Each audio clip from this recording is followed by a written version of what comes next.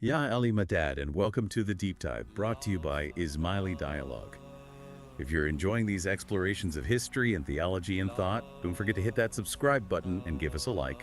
Today, we're diving into a fascinating period in Ismaili history, the succession after Imam Jafar al-Sadiq. Our guide for this deep dive is an article from Ismaili Gnosis titled, Who Succeeded Imam Jafar al-Sadiq? 7 Proofs for the Imamat of Imam Ismail ibn Jafar. Yeah, what's particularly interesting about this period is that it marks a point where the Shia community began to branch out in different directions, ultimately leading to the distinct groups we see today. So to set the stage for our listener, Imam Jafar al-Sadiq wasn't just important for Ismailis, right? He was a major figure across Islam. Absolutely. He's a direct descendant of both Imam Ali ibn Abi Talib and Abu Bakr, key figures for Shi'ism and Sunnism, respectively. This lineage alone makes him incredibly important for understanding Islamic history and the development of its various schools of thought. It's like he represents a bridge between different perspectives within Islam. Exactly.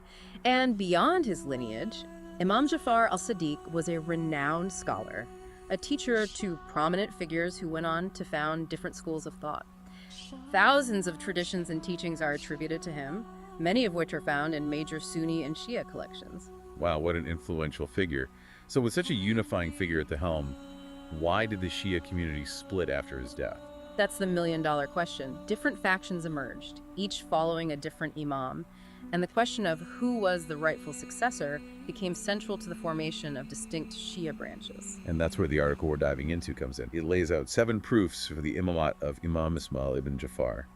The first proof focuses on the concept of nass. Could you explain what that means for those who might not be familiar? Nass is a cornerstone of Shia Islam, especially when it comes to succession. It refers to the explicit designation of a successor by the current imam, a divinely inspired announcement, if you will, of who will lead the community next. So it's not an election or a popularity contest, Right. but a declaration rooted in spiritual authority. Precisely. And here's where it gets intriguing. Numerous sources, both Ismaili and Twelver, confirm that Imam Jafar al-Sadiq designated his son Ismail as his successor. Wait, even 12er sources acknowledge that? That's surprising considering they follow a different lineage. It is. And the article highlights some fascinating details from these 12 sources. For instance, there are accounts where Imam Jafar al-Sadiq openly praises Ismail, even saying that he sees the light in his face. That's a pretty powerful image. It suggests a deep spiritual connection and recognition. Right. And beyond these accounts, the article points out that even academic historians who study history objectively widely accept that Imam Jafar al-Sadiq initially designated Ismail as his successor. So with all this historical evidence, why is there even a question about Imam Ismail's succession? Well, like with many historical events, there's rarely a simple, straightforward answer. The article dives into these complexities with its second proof, which challenges the concept of nass. Okay, how is nass being challenged if it's supposed to be this clear designation? This is where a key theological concept from Twelver Shi'ism comes into play, Bada. It refers to a new event or circumstance that appears to Allah, something that wasn't previously known to him. Some Twelver hadiths try to explain away Imam Ismail's nass by invoking this concept. So are they suggesting that God changed his mind about Imam Ismail being the successor? Essentially, yes. They argue that God decided on a different successor after certain events unfolded, but this raises some interesting questions. Yeah, this idea of God changing his mind seems to contradict the concept of God's perfect and unchanging knowledge.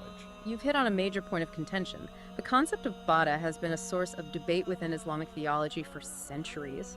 It raises fundamental questions about God's attributes and actions. And what's the article's take on this? The article points out a rather compelling contradiction. Imam Jafar al-Sadiq himself condemned the idea that something new could appear to God, stating that anyone who claims such a thing should be avoided. This statement directly clashes with the Twelver interpretation of Bada. That's a pretty big contradiction. It seems like the Twelvers are using an idea to explain away Imam Ismail's nass, that the Imam himself would have rejected. It does seem that way, doesn't it? It makes you think about how theological ideas evolve and are interpreted over time, and how different groups can arrive at very different conclusions.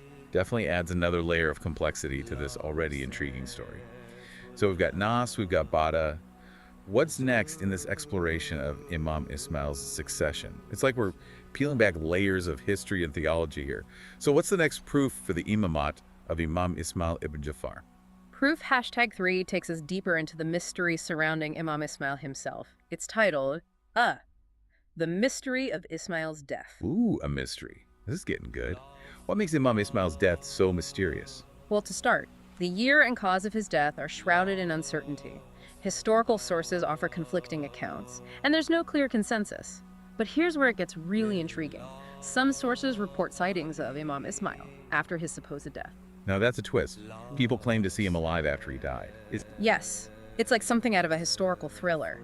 And to add another layer to this mystery, the article reminds us about the political context of the time, specifically the Abbasid caliph's threat to Imam Jafar al-Sadiq and his successor. Remember, the Abbasids were vying for power, and they saw the Shia Imams as rivals. Right, so the stakes were incredibly high. Given this political danger, could Imam Ismail's death have been staged? That's a theory some historians have explored, and it's a compelling possibility. Think about it. If Imam Ismail was publicly known as the designated successor, he would have been a prime target for the Abbasids. Faking his death could have been a way to protect him. It makes you wonder if Imam Jafar al-Sadiq might have used taqiyya, the practice of concealing one's true beliefs in dangerous situations, to safeguard his son and the lineage. Exactly. And to add to the intrigue, the article shares an account of Imam Ismail's funeral from an early Ismaili source. What's fascinating about this account is the emphasis on Imam Jafar al-Sadiq's actions during the funeral. He repeatedly asks those present to confirm that it's indeed Ismail lying there, and even has many witnesses sign documents attesting to this fact. It almost sounds like he was deliberately drawing attention to the event and making sure there was a clear record of the death, which, if it was staged, would be a clever way to make it seem even more convincing. Right, and then, shortly after this meticulously documented funeral, we get those reports of Imam Ismail being seen alive and well in Basra.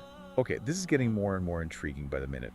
So the funeral could have been a carefully orchestrated act of deception, a way to throw the Abbasids off the scent and ensure the continuity of the Imamat. It's a fascinating possibility, isn't it? The article doesn't explicitly state this is what happened, but it certainly prompts us to think about the lengths to which Imam Jafar al-Sadiq might have gone to protect his son and the lineage. It's a reminder that history isn't just dates and names. It's a story of real people facing real challenges and making difficult choices with lasting consequences. Absolutely. Which leads us to proof #4, which delves into the concept of the silent imam and how it connects to the lineage of the imam. Okay, break this down for me. What's a silent imam? In Shia Islam, the idea is that the designated successor holds the spiritual rank of imam. Even while the previous imam is still alive, he's the imam in waiting, so to speak. So even though he's not publicly leading the community, he still possesses that spiritual station. Exactly. And what's interesting is that the article backs this up with 12 hadiths. That actually confirmed the concept. It's not just an Ismaili idea. So both Twelvers and Ismailis agree on the concept of a silent imam. How does the article connect this to the succession after Imam Jafar al-Sadiq? The article argues that since Imam Ismail was already designated by his father, he was essentially the silent imam during Imam Jafar al-Sadiq's lifetime. So even if he died before his father, the Imamat would logically pass on to his son, Muhammad ibn Ismail. It's like a torch being passed from one generation to the next. The exact timing of events might vary, but the flame, the spiritual authority, continues to burn. That's a great way to put it. And to illustrate this point, the article draws a parallel to the biblical story of Moses and Aaron. Aaron was Moses' designated successor, but he died before Moses. Yet 12 scholars agree that Aaron still held the rank of Imam. I see the connection. Yeah. So the point is that the spiritual designation matters more than who lived longer. That's the key takeaway. It's about upholding the Sunnah of God, the divine pattern that's been established. The Imamat continues through hereditary lineage, from father to son. So how does this tie back to that political context we were discussing earlier? Here's where it gets really fascinating. The article argues that the Abbasid caliph's threat to the Imams meant that secrecy and protection of the lineage were absolutely essential. Ah, I see. So all this, the mystery surrounding Imam Ismail's death, the possibility of a staged funeral, the concept of the silent imam, it could all be part of a carefully orchestrated plan to preserve the lineage and ensure its continuation. That's the implication. It makes you think about the difficult choices and strategies that might have been necessary to protect the Imamat during such a dangerous period. It's a reminder that history is full of hidden stories, and sometimes the gaps and uncertainties are just as compelling as the known facts. Well said. Now ready to explore proof #5. This one takes a step back and looks at how different Shia branches view the concept of the Imamat itself. Ooh, I like when we get meta. What's the focus of proof #5? It's titled The Hidden Imams, and it highlights a key distinction between the Ismaili Imamat and other Shia branches. The article explains that most Shia branches, except for the Nizari Ismailis, believe in hidden imams who are not physically present in the world. So they believe that the imam went into hiding and hasn't been physically present for centuries. Yes, that's the belief. But here's the catch. And where the Ismaili perspective differs, the article argues that this concept of a hidden imam contradicts the Quranic definition of imam. Okay, how so? The Quran emphasizes that the imam needs to be mubin, which means manifest or physically present, to guide the community. It's about having a tangible living guide in each generation.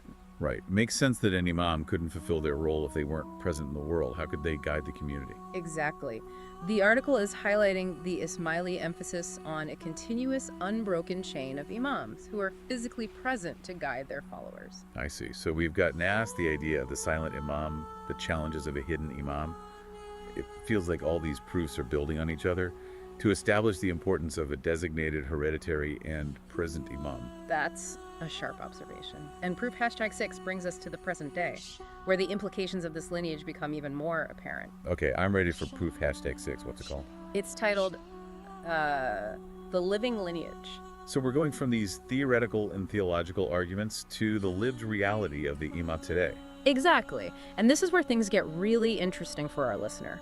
Remember how we started by mentioning that the Ismailis are the only Shia community to have a living hereditary imam? Yes, and that imam is Imam Shah Karim al-Husseini Aga Khan IV.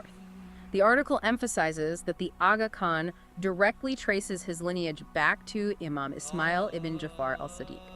It's that unbroken chain we've been discussing, and it's not just a claim. It's backed up with historical sources, including quotes from the Aga Khan himself. So it's not just faith or belief, there's documented historical evidence to support this lineage. Absolutely. And the article even mentions a major event that took place in 2005, the Amman Conference. Remind me what that was about. The Amman Conference brought together Muslim leaders and scholars from various branches of Islam, including Sunni Twelver Zaidi and Ibadi.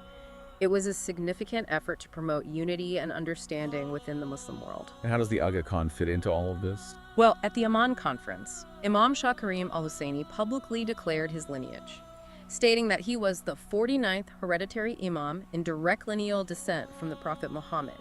And get this declaration was made in front of representatives from all those different Islamic schools of thought.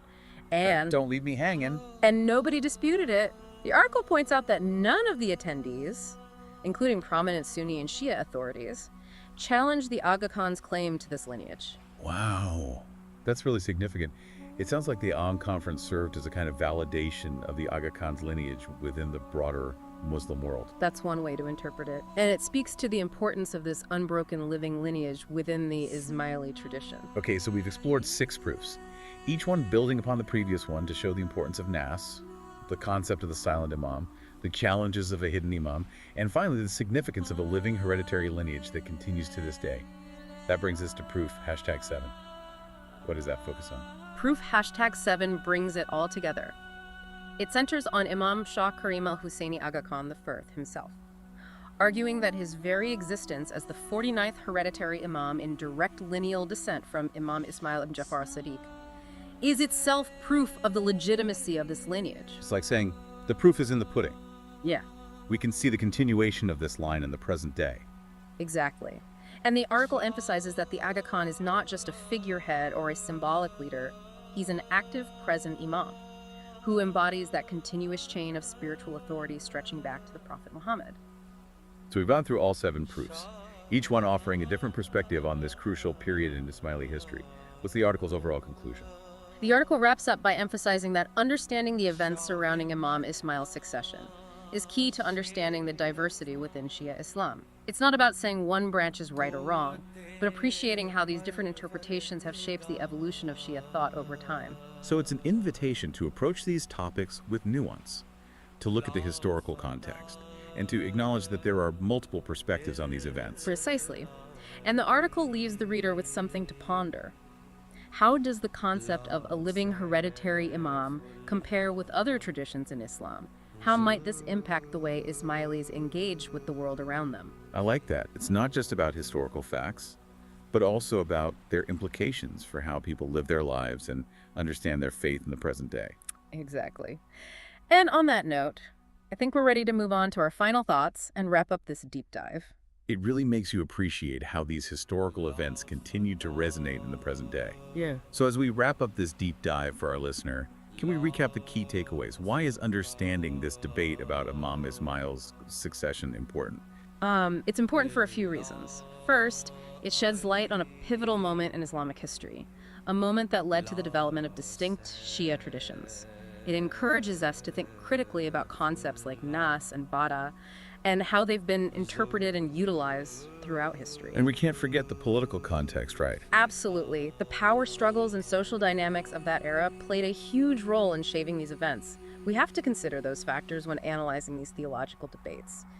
And finally, this deep dive highlights the unique position of the Ismaili Imamat, with its continuous unbroken chain of leadership, embodied in the present Aga Khan. Well said. It's been an enlightening journey. I hope our listeners have gained a deeper understanding of the complexities of Islamic history and thought. Me too. And remember, this is just the starting point. This article is just one piece of a much larger puzzle.